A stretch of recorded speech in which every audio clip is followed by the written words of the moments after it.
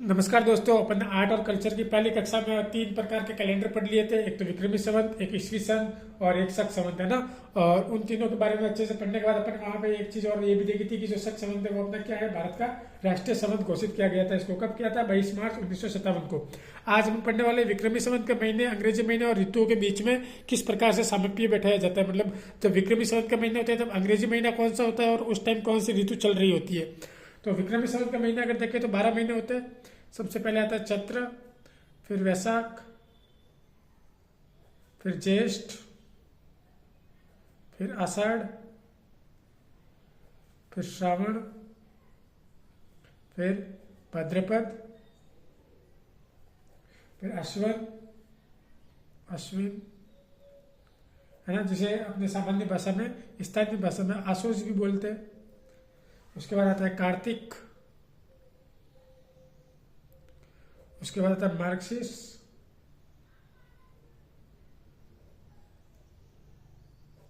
मार्गशीर्ष को क्या बोलते हैं? मिक्सर भी बोलते हैं स्थानीय भाषा में। ठीक है, मार्गशीर्ष, मार्गशीर्ष के बाद आ जाएगा पोष, पोष के बाद माघ और माघ के बाद फाल्गुन। ठीक है, ये अपने 12 महीने हो गए। चैत्र, वैशाख, जेठ, आषाढ़, श्रावण, भाद्रपद, आश्विन, कार्तिक, मार्गशीर्ष, पोष, माघ और फाल्गुन। इसी प्रकार अंग्रेजी महीने देखो, जब चैत्र वैशाख चैत्र महीना चल रहा होता है तब अंग्रेजी महीना कौन सा चल रहा होता है? मार्च अप्रैल, मार्च और अप्रैल चल रहे होते हैं। मतलब आधे मार्च से लेकर आधे अप्रैल तक कौन कौन सा महीना चलेगा? विक्रमी संवत का चैत्र महीना चलेगा। ठीक है, इसी तरह अप्रैल से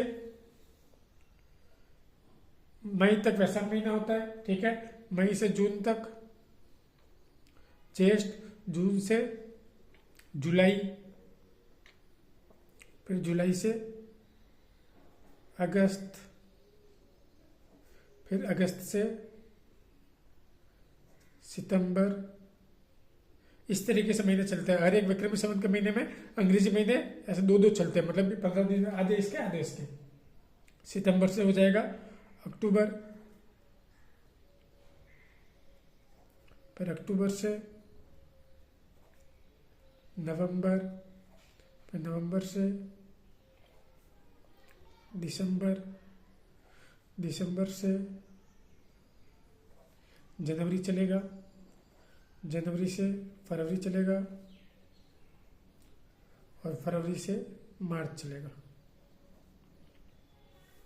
ठीक है, इस तरीके से अपने विक्रमी संवत के साथ अंग्रेजी महीने इस तरीके से लिंक होते हैं। चैत्र के समय मार्च अप्रैल चल रहा होता है, वैशाख कब आता है? अप्रैल और मई में आता है, ज्येष्ठ आता है मई और जून में, आषाढ़ आता है जून जुलाई में। इस तरीके से चलते हैं। अब ऋतुओं का थोड़ा खास तौर से ध्यान देना है। मार्च अप्रैल में कौन सी ऋतु होती है? बसंत ऋतु। ठीक है, मार्च अप्रैल में अपने बसंत ऋतु हो जाएगी। इसी प्रकार देखो, अप्रैल मई और मई जून, ये दोनों में पूरी कौन सी होगी? ग्रीष्म ऋतु होगी। ठीक है, जून जुलाई और जुलाई अगस्त। ठीक है, इस दोनों में पूरी कौन सी ऋतु होगी? वर्षा ऋतु। ठीक है, अगस्त सितंबर और सितंबर अक्टूबर, इसमें होगी शरद ऋतु।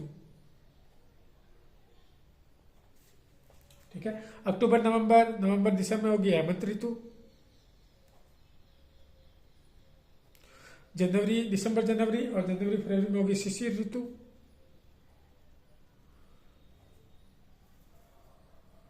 और फरवरी मार्च में वापस क्या हो जाएगी? बसंत ऋतु। ठीक है, तो यहां से देखने पर हमें ये पता चल रहा है कि 2 महीने में एक ऋतु आती है। टोटल कितनी ऋतु है? 6 ऋतु है। तो 6 ऋतु हर 2 महीने में एक ऋतु चेंज हो जाती है। जैसे मार्च, फरवरी मार्च और मार्च अप्रैल में बसंत ऋतु है ऊपर नीचे, फिर 2 महीने में ग्रीष्म ऋतु, फिर जून जुलाई, जुलाई अगस्त को वर्षा ऋतु, अगस्त सितंबर, सितंबर अक्टूबर को शरद ऋतु। इस प्रकार से चलती रहती है। ठीक है, अब अपन ज्यादा कुछ टाइम वेस्ट किए बिना सीधा अपन तीज और त्योहार शुरू कर देंगे। अपन को नॉर्मल से ये महीने पढ़ने थे विक्रमी संवत के। अब इस महीनों को अगर आप आराम से याद कर लोगे तो आगे के जो तीज और त्योहार है वो आराम से याद हो जाएंगे बिना किसी कंफ्यूजन के। ठीक है, अभी अपन शुरू करते हैं इसके आगे का पार्ट। देखो, सबसे पहले अपन त्योहार शुरू करेंगे।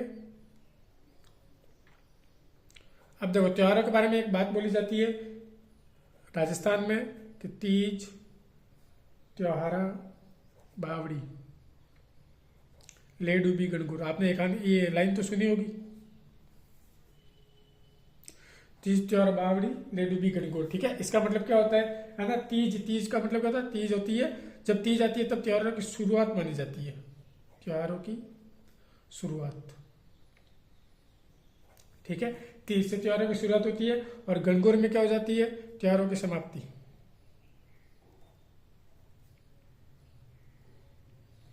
समाप्ति, ठीक है।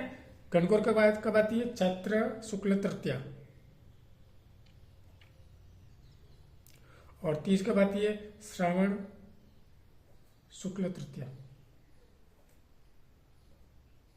ठीक है, तो राजस्थान में बात बोली जाती है कि तीज त्योहार बावड़ी ले डुबी गणगौर। या अक्सर एग्जाम में पूछा भी जाता है कि इसका अर्थ क्या है। तो इसका मतलब ये होता है कि तीज से त्योहारों की शुरुआत होती है और गणगौर आते आते तक अपने सारे त्योहार क्या हो जाते हैं, खत्म हो जाते हैं। तीज मतलब श्रावण शुक्ल तृतीया से लेकर सारे त्योहारों की शुरुआत हो जाती है और चैत्र शुक्ल तृतीया तक सारे जो भी त्योहार है वो खत्म हो जाते हैं ना। तो इसलिए ये लाइन बोली जाती है। अब सबसे पहले अपन श्रावण मास से शुरू करेंगे त्योहारों की शुरुआत में। ठीक है, श्रावण मास।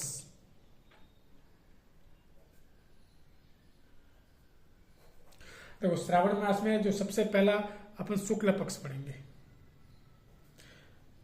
इसी तरीके से चलेंगे अपन क्रम में। श्रावण मास में पहले शुक्ल पक्ष के त्योहार पढ़ेंगे, फिर कृष्ण पक्ष में आने वाले, फिर वापस अगले महीने के शुक्ल पक्ष कृष्ण, फिर वापस अगले महीने के शुक्ल कृष्ण, ऐसे एक एक पक्ष के पढ़ेंगे। तो पहले श्रावण मास में शुक्ल पक्ष आएगा। तो शुक्ल पक्ष में सबसे पहला जो त्योहार आएगा वो आएगा अपने तीज। कौन सा आएगा, तीज। और तीज मैंने अभी बताया कब मनाई जाती है, श्रावण शुक्ल तृतीया। ठीक है, अब तीज के उपनाम भी होते हैं कुछ, मतलब इसको और किस किस नाम से जाना जाता है। तो इसको क्या बोलते हैं, छोटी तीज। इसका एक दूसरा नाम हरियाली तीज भी होता है। और एक इसका तीसरा श्रृंगारिक तीज भी होता है, श्रृंगारिक तीज। ठीक है, ये तीन नाम होते हैं उपनाम इस तीज के। तीज की सवारी कहाँ की प्रसिद्ध है, तीज की सवारी प्रसिद्ध कहाँ की है, तो तीज की सवारी अपने जयपुर की प्रसिद्ध है। कहाँ की, जयपुर। वैसे पूरे राजस्थान में इसकी सवारियाँ निकाली जाती है ना, लेकिन सबसे ज़्यादा जो प्रसिद्ध मानी जाती है वो कहाँ की मानी जाती है, जयपुर की सवारी सबसे प्रसिद्ध मानी जाती है। इस त्योहार को क्या बोलते हैं, प्रकृति प्रेम का त्योहार मानते हैं, प्रकृति के प्रेम का त्योहार। प्रकृति के प्रेम का त्योहार भी माना जाता है। इसे और क्या माना जाता है, तो इसे पति पत्नी के प्रेम का त्योहार भी माना जाता है। पति पत्नी के प्रेम का त्योहार देखा होगा आपने, अक्सर महिला इस पर क्या करती है, उपवास करती है। ठीक है, इसके बाद देखो इसकी कुछ खास विशेषता है तीज में। तीज में महिलाएं क्या करती है, महिलाएं ओढ़नी ओढ़ती है। और वो ओढ़नी किस प्रकार की होती है, लहरिया बात की ओढ़नी ओढ़ती है, लहरिया बात की ओढ़नी ओढ़ती है। जबकि पुरुष क्या करते हैं, पुरुष लहरिया बात की पगड़ी बांधते हैं, लहरिया बात की पगड़ी बांधता है।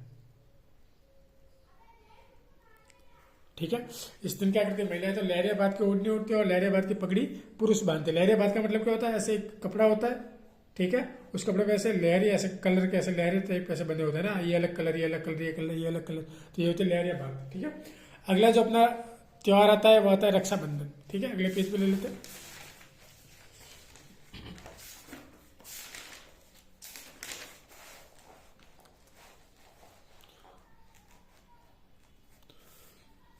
अगला त्योहार आ जाएगा अपना रक्षाबंधन। अभी श्रावण मास चल रहा है ना, तो ये सारे त्योहार अभी तीज आने वाली है, उसके बाद रक्षाबंधन है 9 अगस्त को। देखो रक्षाबंधन का जो विक्रमी संवत के हिसाब से देखो तो ये कब आता है, श्रावण पूर्णिमा को आता है। हिंदू में जो भी तीज, जो भी त्योहार मनाए जाते हैं वो सब किसके हिसाब से मनाए जाते हैं, विक्रमी संवत के हिसाब से मनाए जाते हैं, है ना। इसलिए देखो हर साल रक्षाबंधन की डेट अलग अलग होती है, कोई फिक्स डेट नहीं। जैसे इस साल 9 अगस्त को है, अगले साल कोई और डेट होगी, लेकिन ये फिक्स है कि वो कब आएगा, श्रावण पूर्णिमा को आएगा। ठीक है, इसके उपनाम भी है। उपनाम क्या है, नारियल पूर्णिमा,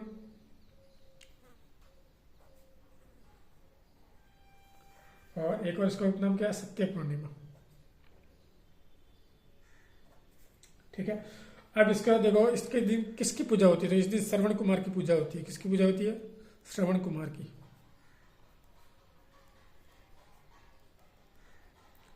श्रवण कुमार की पूजा होती है। ठीक है, इस दिन एक और क्या चीज होती है, अमरनाथ में बाबा बर्फानी के दर्शन बंद हो जाते हैं। क्या हो जाते हैं, अमरनाथ में बाबा बर्फानी के दर्शन बंद हो जाते हैं। बाबा बर्फानी का मतलब क्या हुआ? भगवान शिव, है ना। अमरनाथ में भगवान शिव का मंदिर है, ठीक है। तो वहाँ के दर्शन, वहाँ के सारे दरवाजे मतलब दर्शन बंद कर दिए जाते हैं। किस दिन बंद कर दिया जाता है? रक्षाबंधन के दिन। उसके बाद वहाँ कोई दर्शन नहीं किए जाते हैं। इसके बाद इसका अगला एक और देखो, एक नोट याद रखना है अपन को, एक अलग सी बात है ना, कि श्रावण मास जो होता है वो बीकानेर का सबसे अच्छा माना जाता है। अपने श्रावण मास के त्यौहार पूरे हो गए, अब भाद्रपद के पड़ेंगे। लेकिन नोट में एक चीज अपन को याद रखनी है कि श्रावण मास कहाँ का सबसे बढ़िया माना जाता है? तो श्रावण मास बीकानेर का सबसे अच्छा होता है।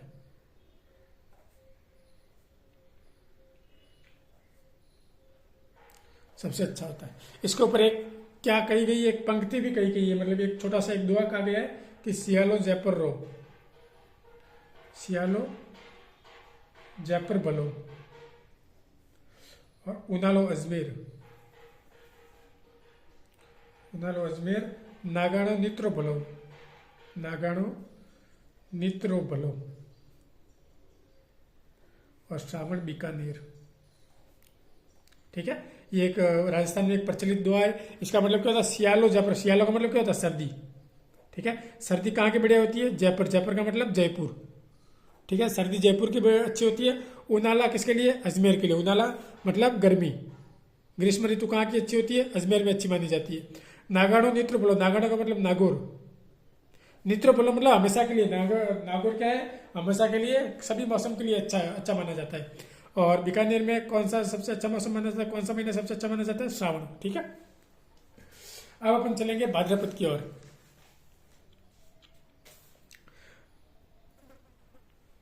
भाद्रपद मास,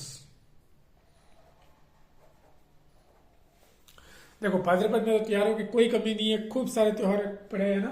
तो इसको पहले अपन देख लेते हैं कि त्योहार कौन कौन से आते हैं, उसके बाद उसको अपन एक एक करके अच्छे से पढ़ेंगे। तो सबसे पहले इसमें देखो, एक तो भाद्रपद महीने में एक बात याद रखनी है कि ये जो महीना है ये विक्रमी संवत का सबसे पवित्र महीना है। विक्रमी संवत का सबसे पवित्र महीना माना जाता है। ठीक है, अब यहाँ पे देखो अपन इसके त्योहार देख लेते हैं। एक तरफ लिख लेते हैं कृष्ण पक्ष, एक तरफ लिख लेते हैं शुक्ल पक्ष। इधर कृष्ण पक्ष के त्योहार, ठीक है, इधर लिख लेते हैं शुक्ल पक्ष। देखो श्रावण शुक्ल जो श्रावण मास था उसमें सारे के सारे क्या थे? अपने शुक्ल पक्ष के थे। कृष्ण पक्ष का कोई त्योहार नहीं था, इसलिए अपन ने कृष्ण पक्ष का कोई त्योहार था ही नहीं तो पड़े गया, शुक्ल पक्ष के त्योहार पढ़ लिए थे। इसमें भाद्रपद में कृष्ण पक्ष में भी बहुत सारे त्योहार आएंगे और शुक्ल पक्ष में भी क्या आएंगे? बहुत सारे त्योहार आएंगे। कृष्ण पक्ष में कौन कौन से त्योहार आते हैं? बड़ी तीज, ठीक है, उसके बाद हलछठ, या इसी दिन क्या आती है? उपछठ, इसी को बोलते हैं उपछठ। ठीक है, एक होती है कृष्ण जन्माष्टमी, इसके बाद क्या आता है? गोगानवमी, गोगानवमी के बाद बच्चबारस और सती अमावस्या।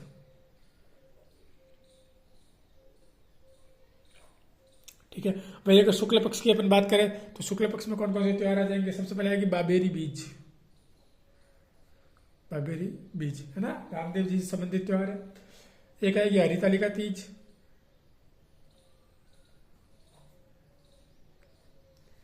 फिर आएगी गणेश चतुर्थी, ठीक है, फिर ऋषि पंचमी, उसके बाद आएगी राधाष्टमी, फिर आएगा तेजादशमी, उसके बाद आएगी देव जूलनी 11,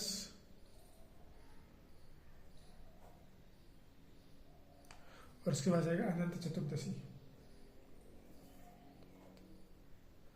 चतुर्दशी। ठीक है, तो इस तरीके से भाद्रपद मास के सारे ये त्योहार है। ये काफी सारे त्योहार है, इसमें एक एक पढ़ने में कभी थोड़ा बहुत टाइम भी लगेगा, है ना। 10-15 मिनट में अपन को सारे निपटाने पड़ेंगे। टोटल कितने त्योहार है देख लो, 1 2 3 4 5 6 त्योहार तो कृष्ण पक्ष में आते हैं, और 1 2 3 4 5 6 7 8 त्योहार आते हैं शुक्ल पक्ष में। टोटल 14 त्योहार अपने भाद्रपद मास में आते हैं। ये सारे अपन को पढ़ने, ये सारे अपन अगली क्लास में पढ़ेंगे। तब तक आप चैनल से जुड़े रहिएगा, सब्सक्राइब जरूर कीजिएगा। धन्यवाद।